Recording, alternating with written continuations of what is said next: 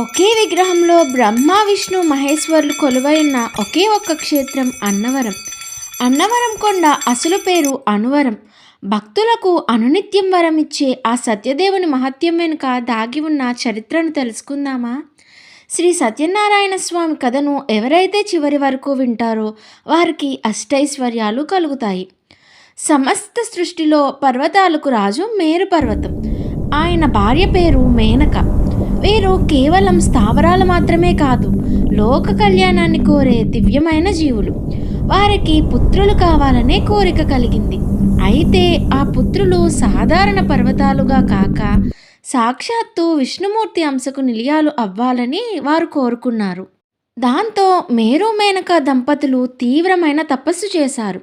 అప్పుడు శ్రీ మహావిష్ణువు ప్రత్యక్షమై వారికి ఇద్దరు కుమారులు పర్వతాలుగా జన్మిస్తారని వరమిచ్చారు. మొదటి కొడుకు భద్రుడుగా జన్మించి శ్రీరామచంద్రుని నివాసమైన భద్రాచలంగా మారారు. రెండవ పుత్రుడు రత్నకుడిగా జన్మించి ఆ స్వామివారి సత్యరూపమైన శ్రీ సత్యనారాయణ స్వామిని తనపై మోసే భాగ్యాన్ని పొంది రత్నగిరి పర్వతంగా మారారు. వేల సంవత్సరాలు గడిచాక కలియుగంలో స్వామివారి దర్శనమివ్వడానికి సరైన సమయం వచ్చింది. 1891వ సంవత్సరంలో ఈ ప్రాంతానికి జమీందారు అయిన శ్రీ ఈతకుంచి తాతి వెంకట రంగారావు గారికి కలలో శ్రీ సత్యనారాయణ స్వామివారు దర్శనమిచ్చారు.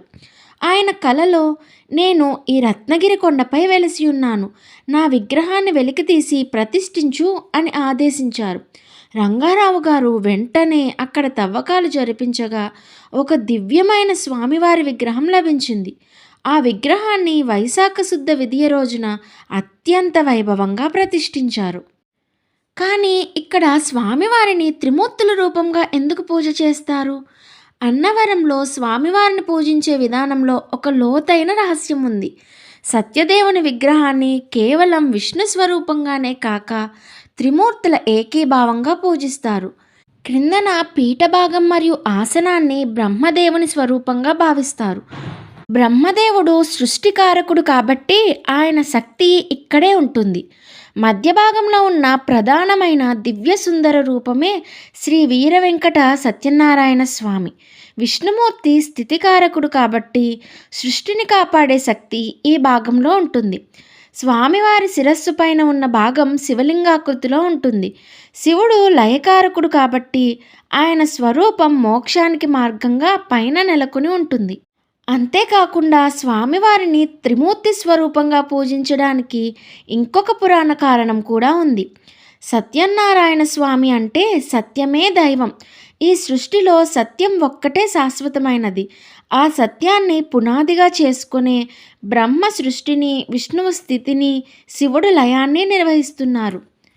అందుకే కలియుగంలో మానవులకు సత్యమే పరబ్రహ్మ స్వరూపం అని తెలపడానికి ఆయన సత్యమే నారాయణుడిగా సత్యనారాయణ స్వామిగా అవతరించారు. మరి ఈ క్షేత్రానికి అన్నవరం అనే పేరు ఎలా వచ్చింది? దానికి రెండు కారణాలు ఉన్నాయి. మొదటిది, ఇక్కడ స్వామివారు భక్తులకు అనునిత్యం వరమిస్తారు. తమ కష్టాలను చెప్పుకున్న వారికి తక్షణమే పరిష్కారం, కోరికను నెరవేర్చే వరాన్ని అనుగ్రహిస్తారు. అందుకే ఇది అనువరంగా ప్రసిద్ధి చెందింది. కాలక్రమేణా అన్నవరంగా మారింది. రెండవది, ఈ క్షేత్రంలో ఎప్పుడూ అన్నదానం జరుగుతూనే ఉండేది. భక్తులకు అన్నం మరియు స్వామివారి వరం రెండూ లభించే స్థలం కాబట్టి అన్నవరం అనే పేరు వచ్చింది. మరి సత్యనారాయణ స్వామి వ్రతం ఎలా మొదలైంది? శ్రీ సత్యనారాయణ స్వామి వ్రతం అనేది కలియుగంలో మానవులు కష్టాల నుండి బయటపడడానికి స్వామివారు స్వయంగా ఉపదేశించిన సులభ మార్గం. ఒకసారి నారద మహర్షి భూలోకంలో మనుషులు పడే దారిద్ర్యం, కష్టాలు చూసి వారికి సులభంగా శుభాలను ఇచ్చే మార్గం ఏదైనా ఉందా అని విష్ణుమూర్తిని అడిగారు. అప్పుడు విష్ణువు, నువ్వు మానవుల కష్టాన్ని పోగొట్టడానికి చాలా మంచి ప్రశ్న అడిగావు అని ఇలా చెప్పారు. కలియుగంలో నా సత్యస్వరూపమైన సత్యనారాయణ వ్రతాన్ని ఆచరించడం ద్వారా మానవులు తమ దారిద్ర్యం, అపకీర్తి, సంతానం లేకపోవడం వంటి అన్ని కష్టాల నుండి విముక్తి పొందుతారు అని చెప్పారు. ఈ వ్రతం కేవలం పూజ మాత్రమే కాదు, సత్యనిష్టతో జీవించాలనే నియమాన్ని గుర్తు చేస్తుంది. అందుకే స్వామివారి కథ విని గోధుమ రవ్వ, నెయ్యి, చక్కెరతో చేసిన ఆయన ప్రసాదం స్వీకరిస్తే అన్ని దోషాలు తొలగి శుభాలు కలుగుతాయని మన ఇంట్లో ఏ శుభకార్యం జరిగినా తప్పకుండా ఈ సత్యనారాయణ మూర్తి వ్రతాన్ని చేసుకుంటాం.